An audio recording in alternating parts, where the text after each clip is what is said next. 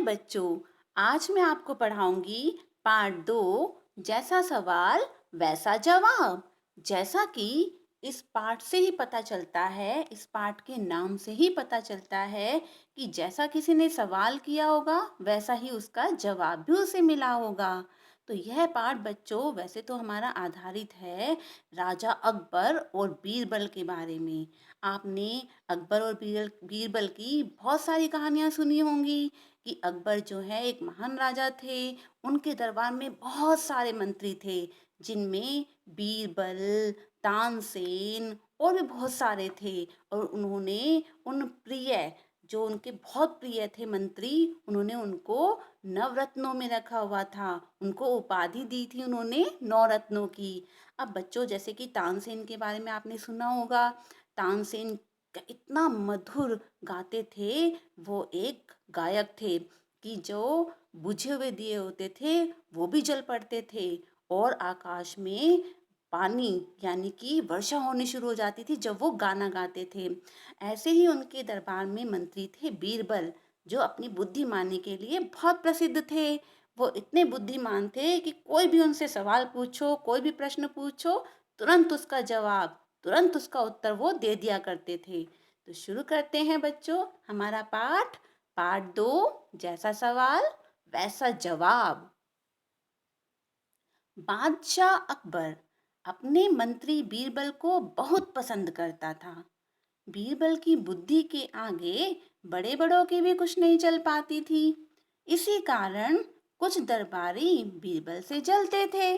जलते थे का मतलब होता है बच्चों ईर्ष्या करते थे।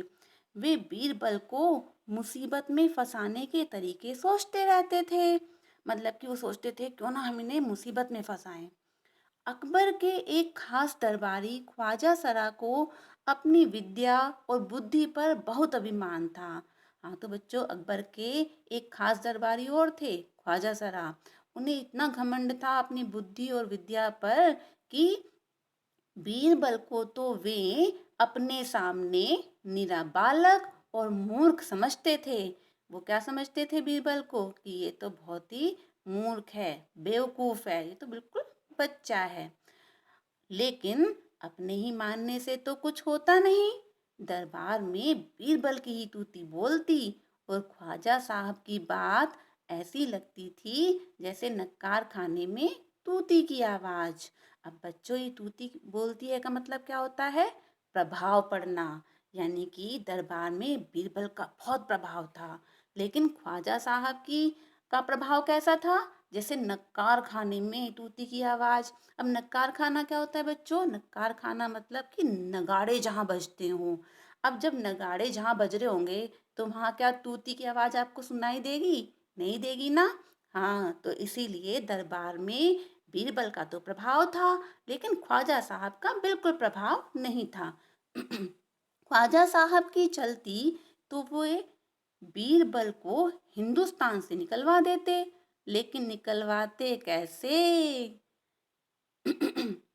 एक दिन ख्वाजा ने बीरबल को मूर्ख साबित करने के लिए बहुत सोच विचार कर कुछ मुश्किल प्रश्न सोच लिए।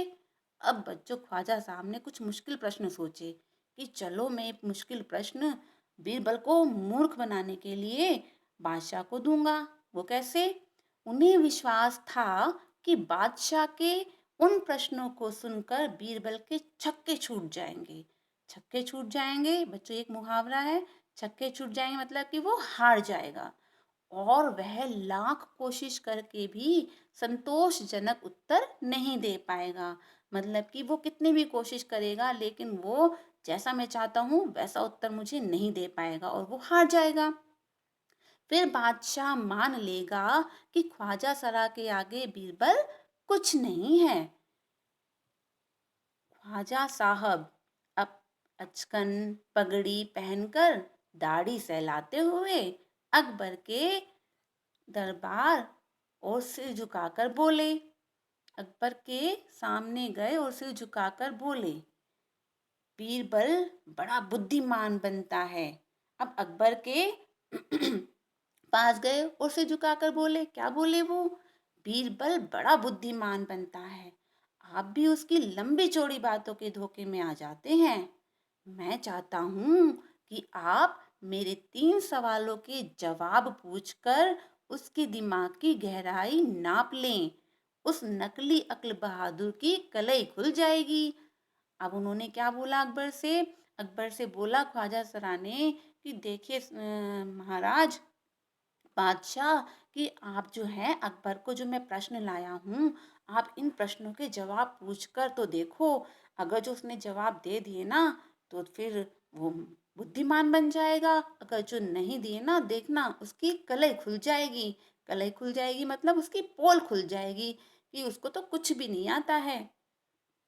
ख्वाजा के अनुरोध करने पर अकबर ने बीरबल को बुलाया और उनसे कहा, बीरबल, परम ज्ञानी ख्वाजा साहब तुमसे 3 प्रश्न पूछना चाहते हैं।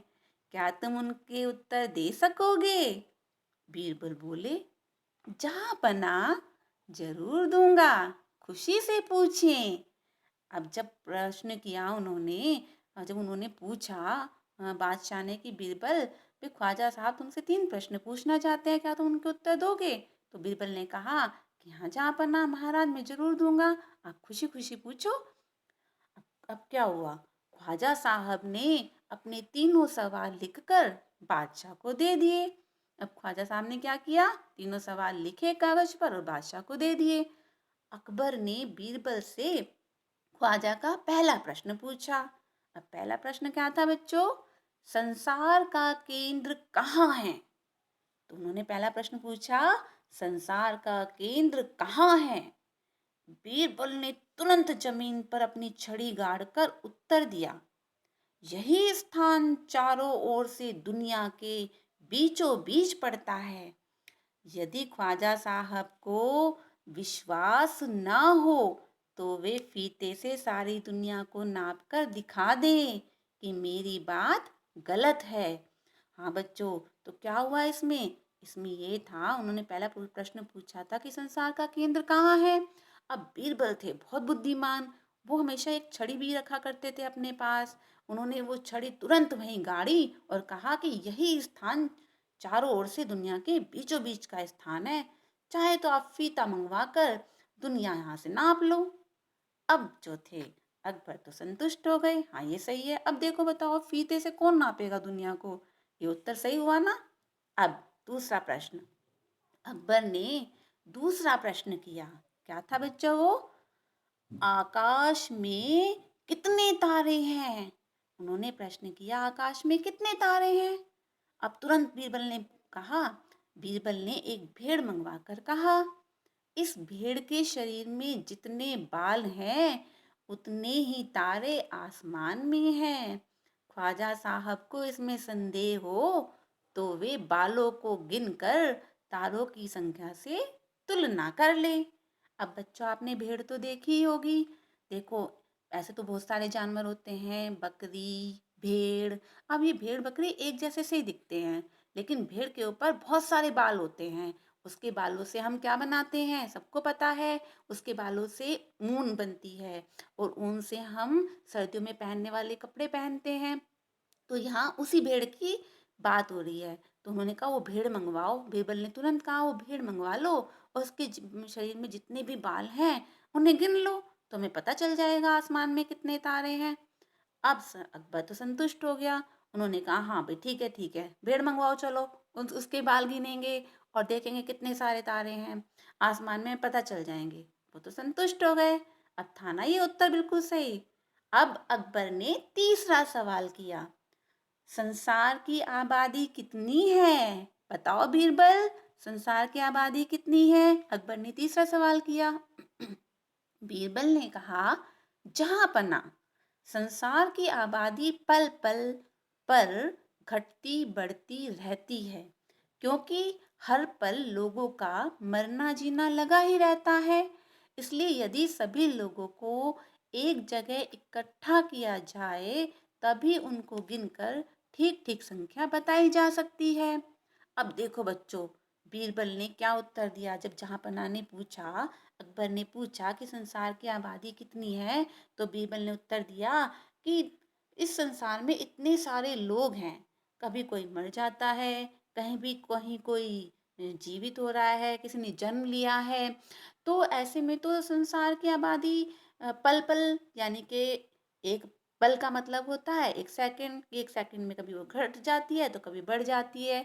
तो ऐसा करते हैं सभी लोगों को इकट्ठा कर लो जितने भी लोग हैं संसार में, तो हम उनको गिन लेंगे और गिनने के बाद उनकी संख्या बता देंगे। अब बादशाह तो बीरबल के उत्तरों से संतुष्ट हो गया, लेकिन ख्वाजा साहब नाक भौं सिकोड़ कर बोले। अब बीरबल तो संतुष्ट हो गए बच्चों, बीरबल के उत्तरों से अकबर तो संतुष्ट हो गए, लेकिन जो ख्वाजा साहब थे वो नाक भौं सिकोड़ने लगे। नाक भौं सिकोड़ने का मतलब होता है गंदा सा मुंह बनाने लगे, जैसे कि उन्हें कोई बात पसंद ही नहीं आई है, जैसे कि उन्हें तो उनके प्रश्नों का उत्तर सही से मिला ही ना हो। तो नाक भौं सिकोड़ कर बोले, बुरा सा मुंह बनाकर बोले, ऐसे गोलमोल जवाबों से काम नहीं चलेगा जनाब। तो ऐसे में बीरबल क्या बोलते हैं, ऐसे सवालों के ऐसे ही जवाब होते हैं। पहले मेरे जवाबों को गलत साबित कीजिए, तब आगे बढ़िए। तो थे ना बच्चों, देखो कितने बुद्धिमान ये बीरबल साहब। उन्होंने कहा कि जब तुम ऐसे प्रश्न पूछोगे तो ऐसे प्रश्नों के तो ऐसे ही उत्तर होंगे। ख्वाजा साहब से फिर कुछ बोलते नहीं बना, यानी कि ख्वाजा साहब की तो बोलती ही बंद हो गई। तो बच्चों, आपको ये पाठ कैसा लगा? आपको ये पाठ समझ में आ गया होगा। आप इसको पढ़ें, समझें और इसके कठिन शब्द याद करें। धन्यवाद।